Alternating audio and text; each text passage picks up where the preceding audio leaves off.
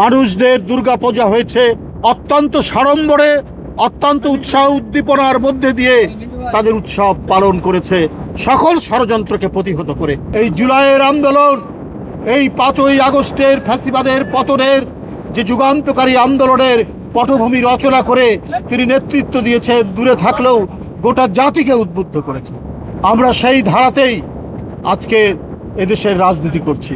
কিন্তু যুগ যুগ ধরে জাতীয়তাবাদী শক্তিকে বিনষ্ট করা, ধ্বংস করার জন্য আন্তর্জাতিক সাম্রাজ্যবাদী আধিপত্যবাদীরা যেভাবে চক্রান্ত করে, সেই চক্রান্ত এখনো থেমে নেই।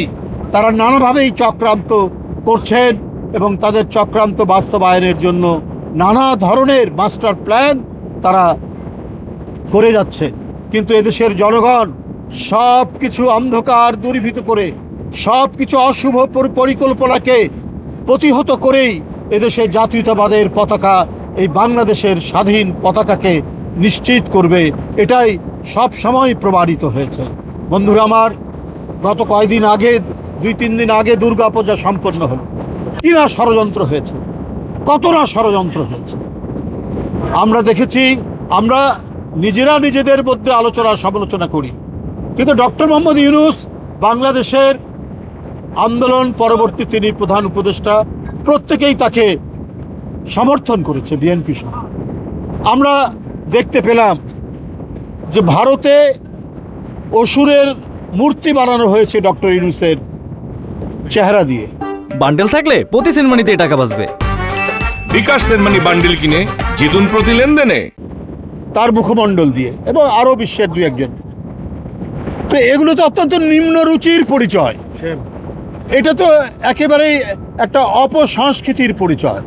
ভারতে আমরা শুনেছি সঙ্গীত শিল্পকলার এত চর্চা হয়, সেই দেশ এত নিম্নরুচির পরিচয় দেবে, এটা আমরা কল্পনা করতে পারি না।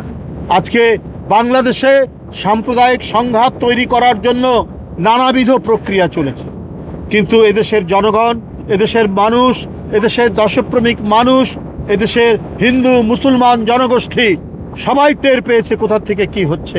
তাই সবাই একত্রিত হয়ে এবারের হিন্দু ধর্মাবলম্বী মানুষদের দুর্গাপূজা হয়েছে অত্যন্ত সাড়ম্বরে, অত্যন্ত উৎসাহ উদ্দীপনার মধ্যে দিয়ে তাদের উৎসব পালন করেছে, সকল ষড়যন্ত্রকে প্রতিহত করে। বন্ধুরা আমার, কেউ যদি নিজের দেশে, আজকে ভারতে যদি সেখানে মোদি সাহেব মধ্যযুগের অন্ধকার নামিয়ে নিয়ে আসেন, আমরা বাংলাদেশের মানুষ সেই অন্ধকার আমরা গ্রহণ করতে পারি না। এদেশের মানুষ, কি হিন্দু কি মুসলমান, কি আলেম কি ওলামা, কি মসজিদের মুয়াজ্জিন, মসজিদের ইমাম, মাদ্রাসার ছাত্র, প্রত্যেকেই আপনার পূজা মণ্ডপ পাহারা দিয়েছে। এইটা হচ্ছে আমাদের ঐতিহ্য, এই সম্প্রীতির ঐতিহ্য।